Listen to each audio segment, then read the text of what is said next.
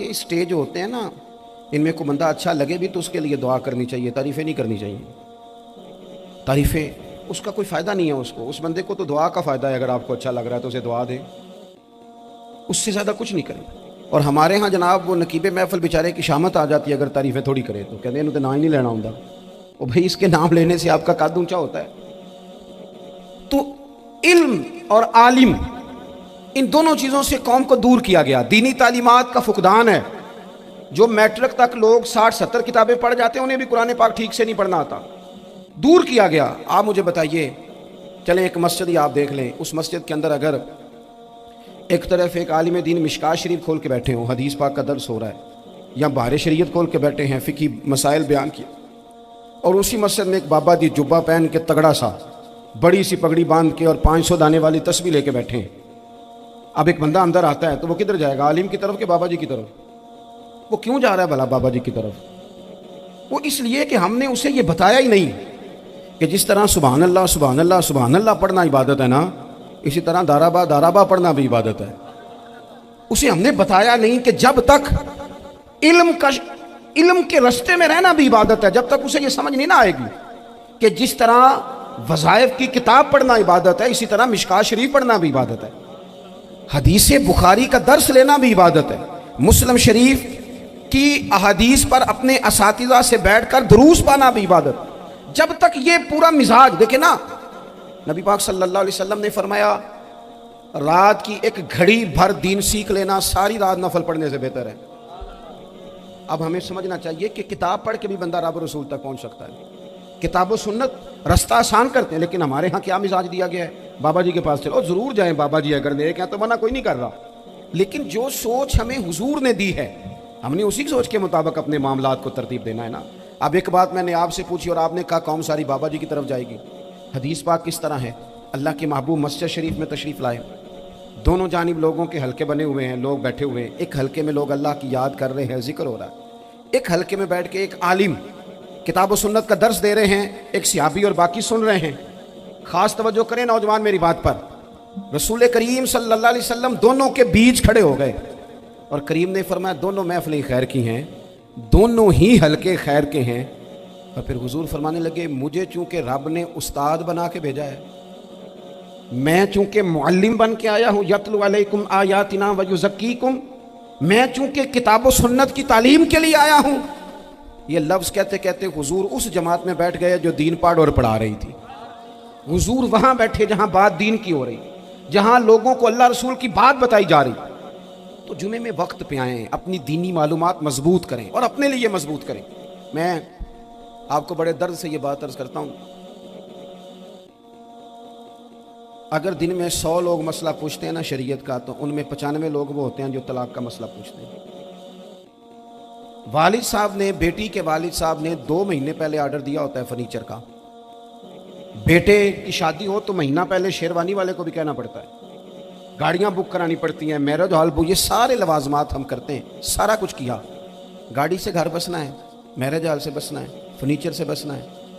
ہم نے سارا کچھ ان کو بتایا، لیکن کاش 2 گھنٹے بچی کسی معلمہ کے پاس جاتی، بچہ کسی استاد کے پاس جاتا، نکاح طلاق کے مسئلے بھی سیکھتے.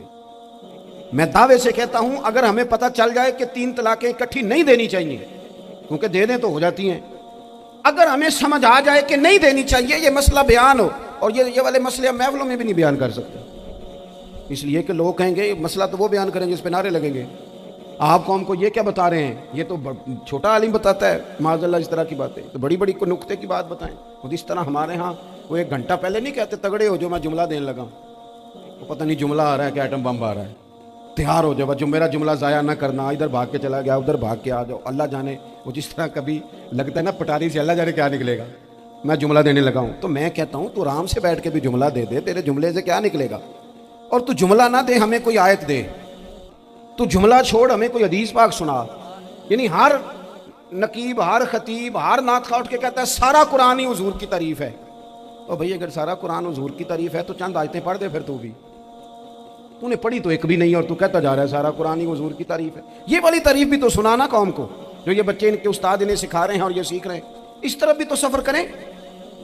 تو میرے عزیز، اگر لوگوں کو مسائل کا پتہ چلے تو सैकड़ों घर बच जाएं तबाह होने से, बड़े बड़े घर बच जाएं, लेकिन मसाइल नहीं आते। मेरे पास मसला पूछने के लिए कुछ लोग आ गए, तो 4-5 साल का बच्चा भी था जिसके वालिद ने गुस्से में अपनी बीवी को 3 तलाकें दी थी। वो छोटा सा बच्चा, कपड़े भी फटे पुराने, और हालत बता रही थी कि गरीबी है। वो जब मैंने मसला बताया कि 3 तलाकें हो गई हैं तो वापस जाने लगे, तो बच्चा मुझसे कहता है, देहाती आदमी तो कहने लगा, मौलवी साहब मेरी अम्मा ते नानी कहनी असन पूछ के आई आप कि हुण असीं लहदा ही रहना है। तो उस बच्चे की नौनिहाल की वो कैफियत देखी तो मैं रो पड़ा। मैंने कहा यार, ये बच्चा बेचारा माँ बाप के होते हुए ये यतीमों जैसी ज़िंदगी गुजारेगा क्योंकि बाप ने तलाक दे दी। किस तरह मसाइल नहीं बताए लोगों को, तालीम से आगाही नहीं किया। और इसमें बहुत बड़ा जुल्म है उन लोगों का भी जो जनाजे पे खड़े होकर तो कह देते हैं, मेरी तरह के लोग अच्छे उलमा की बात नहीं करता, वो कह देते हैं देखो जिन लोगों को जनाजा नहीं आता, भई आपने किस दिन इशा के बाद क्लास लगाई थी जनाजा सिखाने की? ये तो आपने कह दिया लोगों को कुरान की ठीक नहीं आता, तो यहाँ तो बेचारी बीबियाँ जिनको सही पढ़ना नहीं आता वो मिशन बना लेती हैं कि मैंने इतने 100 को कुरान पाक पढ़ाना है, बेवा हो गई हूँ, तलाक याफ्ता हो गई हूँ, सारी जिंदगी कुरान पढ़ाऊंगी। हम क्यों ये मिशन नहीं बनाते, क्यों इस तरफ सफ़र नहीं करते?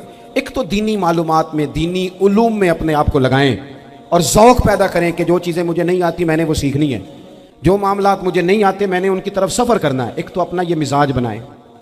और जब आप दीनी उलूम सीखते हैं तो पता है कौन सा मंजर कायम होता है? मंजर वो बनता है कि हज़रत अबू हुरैरा भी दीन सीखा करते थे, हज़रत अब्दुल्ला इब्न उमर भी असहाबे सुफ़ा में रहा करते थे, हज़रत अनस बिन मालिक भी रहा करते थे। और ऐसा मंजर बनता है कि हज़रत सैयदा खदीजतुल कुबरा रज़ी अल्लाह तआला अन्हा फरमाती हैं, सैयदा फातिमा हुजूर की गोद में बैठी होती थी और नबी पाक से बातें पूछती थी और हुजूर उन्हें बता रहे होते थे। सैयदा आयशा हुजूर से दीन की बातें पूछती। चौथा हिस्सा हमारी फ़िक़्ह के उसूल हज़रत फातिमा की, हज़रत आयशा सिद्दीक़ा की मरवियात पर मबनी है। अगर हमारी बच्चियां छोड़ दें डाइजेस्ट पढ़ना, छोड़ दें इधर उधर की मूवी देखना और वो किताब व सुन्नत पर आ जाएं, तो बहुत सारे मसाइल ऐसे हैं जो उलझने से पहले ही सुलझे हुए हों। दीनी तालीम का मिजाज और ज़ौक़। और दूसरी आयत करीमा मैंने तिलावत की, अल्लाह करीम ने कुरान मजीद में फरमाया, या अय्युहल्लज़ीना आमनू कू अनफुसकुम व अहलीकुम नारा, ऐ ईमान वालों खुद भी दोज़ख की आग से बचो और अपने घर वालों को भी बचाओ। ओ वालिद, वो माँ जो बच्चों को भूख से बचाने के लिए मेहनत करती है, उनको मायूसी से बहुत सारे माँ बाप ऐसे होते हैं जिनके पास कपड़े लेने के पैसे नहीं होते ईद पे। क्यों? अजान शुरू होगी, अजान सुने जी। अजीज़ भाई, जिस तरह हम अपने बच्चों को देखें, बहुत सारे माँ बाप के पास गुंजाइश नहीं होती, लेकिन इस नीयत से कि बच्चों के दिल टूट जाएंगे, ईद पे कैसे गुजारा करेंगे, मुश्किल से भी कपड़े ख़रीद के देते हैं। इस तरह हम अपने बच्चों को भूख से, प्यास से, मायूसी से बचाते हैं। इस तरह हमारे रब ने हमारे ज़िम्मे लगाया है कि तुम अपने बच्चों को कोशिश करो दोज़ख की आग से बचाने की। हज़रत उमर फ़ारूक रज़ी अल्लाह तआला अन्हु ने अर्ज़ किया था, या रसूल अल्लाह सल्लल्लाहु तआला अलैहि वसल्लम, इस आया करीमा का माना क्या है? तो महबूब करीम अलैहिस्सलाम ने फरमाया, उमर, जिन चीज़ों का अल्लाह तुम्हें हुक्म देता है तुम अपने घर वालों को उन चीज़ों का हुक्म दो, जिन चीज़ों से रब रसूल तुम्हें मना करते हैं अपने घर वालों को उनसे रोको, अपने घर के अंदर निफाज़े दीन करने की कोशिश करो। मेरे भाई, बहुत ज़्यादा आजमाइश है हमारे घरों में, बेचैनियाँ हैं, इज़्तिराब है, बच्चों में सख्ती है, बहन भाई एक दूसरे के साथ लड़ते हैं, मिजाजों में तलखी आ गई। क्यों भला? इसलिए कि माँ बाप को जो बेहतरीन किरदार और जो हसीन तरीका घर में अपनाना चाहिए था, बच्चे तकरीर बाहर से सुनते हैं लेकिन वो फॉलो अपने माँ बाप को करते हैं। अगर माँ बाप में हौसला हो, सब्र हो, इत्मीनान हो, खुददारी हो, थोड़े पर गुजारा करने का मिजाज हो। देखे ना, आज डिप्रेशन है, टेंशन है, पैनिक अटैक्स हैं, बड़ी सारी चीज़ें आ गई हैं। क्यों भला? सब्र नहीं, तहम्मुल नहीं, बुर्दबारी नहीं। आजमाए। एक दिन एक बच्चा मेरे पास आ गया मदरसे का और आके वो रोने लगा। मेरे घर वाले कहने लगे, खाना छोड़ दें, पहले इसकी बात सुन ले। मैंने कहा, पुत्र क्या हुआ, किसी ने मारा है किसी उस्ताद ने? कहने लगे, नहीं हजरत, घर फ़ोन किया था तो मेरी अम्मा और अब्बा की लड़ाई हो रही है। बच्चा कांप रहा है, टांगे कांप रही हैं। मैंने कहा, क्या हो क्या गया तुम्हें पुत्र, लड़ाई हो रही है तो घरों में हो ही जाती है। कहने लगे, नहीं आपको पता नहीं, वो बड़ा सख्त लड़ते हैं। मेरे वालिद जब मेरी वालदा को मारने के लिए आगे बढ़ते हैं तो हम सारे चार पहियों के नीचे छुप जाते हैं, हमें खौफ आता है, वो मंजर खतरनाक होता है। ये कौन तकलीफ दे रहा है अपने बच्चों को? यहाँ बैठे, हमारे यहाँ मीलों दूर रहते थे उसके घर वाले, तो वो तकलीफ में था, तो घर में क्या कैफियत हो? अगर हौसला हो, सब्र हो, कनात हो, अल्लाह के दिए हुए थोड़े रिस्क पर हमें राजी रहना आता हो, हमारे घरों में सुकून आए, इत्मीनान आए। ہم جو زندگی بڑی خوشی خوشی گزار سکتے ہیں، ہمارے مزاجوں کا لالچ، ہماری طبیعتوں کی بے راہ روی، ہماری جھوٹی انا کا بت، ان ساری چیزوں کو ختم کر دیتا ہے۔ اپنی زندگی کے اندر اگر ہم وہ کردار اپنے بچوں کو دیں جس کردار میں موبائل بھی ہو، جس میں گھڑی بھی ہو، جس میں پیسے بھی لا کے ابا دراز میں رکھتا ہو، لیکن والد کا گھر میں مصلی بھی موجود ہو، اس کی کوئی تسبیح بھی ہو، وہ یہ بھی کہتا ہو کہ خدا نے اپنے فضل سے آج 5,000 دیا ہے تو اس میں 1,000 غریبوں کا بھی ہے، اس میں تھوڑا سا میں نے اللہ کی رضا کے لیے بھی رکھا ہے، اگر کوئی مشکل آ جائے تو وہ باپ اور ماں کو صبر کرتا ہوا دیکھتے ہوں، اگر ایک باپ کر بات کرے تو دوسرا برداشت کرتا ہو۔ خدا را اپنی اولادوں کو اس اذیت کا شکار نہ کرو۔ اپنے گھروں کے اندر وہ خودداری، وہ پیار، وہ وقار، وہ محبت، وہ انداز۔ آپ تھکے ہوئے ہیں، کوئی شک نہیں، آپ بہت سارے مسائل کا باہر شکار ہوں گے، کوئی شک نہیں، لیکن آپ باہر سے تھک کے آئے ہیں، اور اگر آپ باہر اپنی فیکٹری کے مالک ہیں اور دفتر کے بڑے ہیں تو گھر میں بھی تو آپ بڑے ہیں نا، آپ کی ماں بھی تو انتظار کر رہی ہے، اس نے بھی تو دکھڑا سنانا ہے نا آپ کو۔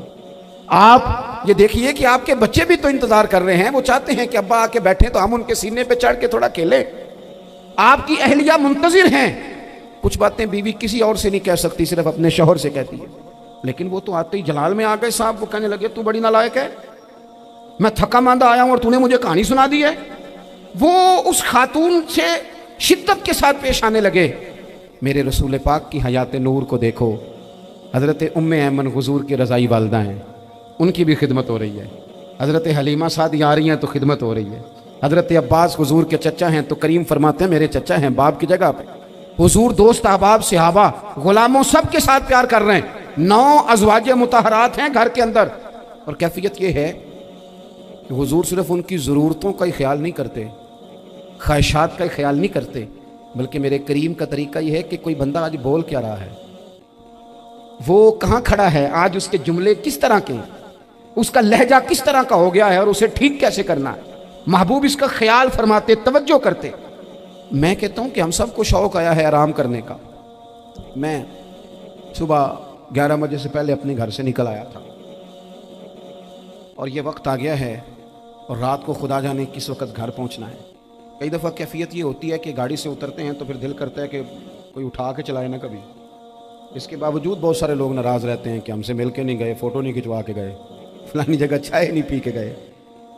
یہ تسلسل ہے، لیکن میں جتنا مرضی تھکا ماندہ گھر جاؤں گا نا، کبھی ایسا نہیں ہوا کہ میں گھر جاؤں تو بڑی ٹینشن میں جاؤں۔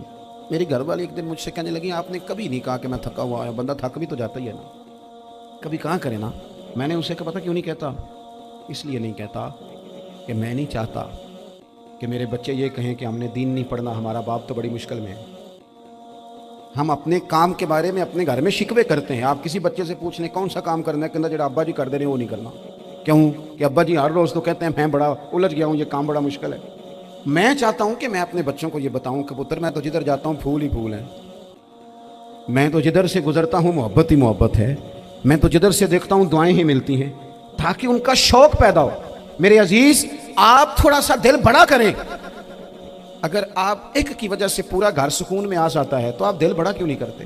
جگہ ڈھونڈتے ہیں بس مجھے کوئی تنگ نہ کرے، کوئی میری باپ ماں بدولت کو کوئی پریشان نہ کرے۔ بخاری شریف سنیے، حضرت عائشہ صدیقہ رضی اللہ تعالیٰ عنہ بیٹھی ہیں، حضور فرمانے لگے عائشہ آج ایک بات نہ بتاؤں تمہیں؟ یا رسول اللہ بتائیے۔